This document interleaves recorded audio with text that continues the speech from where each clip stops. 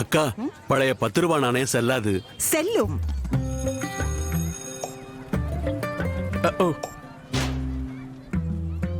பழைய 10 ரூபாய் நாணயமா? செல்லங்களா, இது இனி செல்லாது.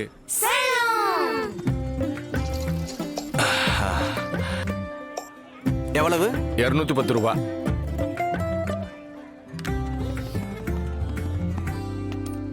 அண்ணே, இந்த பழைய 10 ரூபாய் நாணயம் இனி செல்லாது.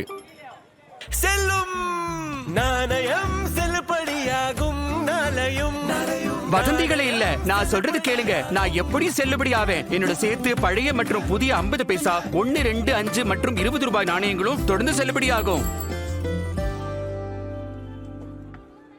செல்லும் செல்லும் செல்லும் செல்லும். இது செல்லுபடியாகும். ஆர்பிஐ சொல்கிறது, விவரமா இருங்க, எச்சரிக்கையா இருங்க.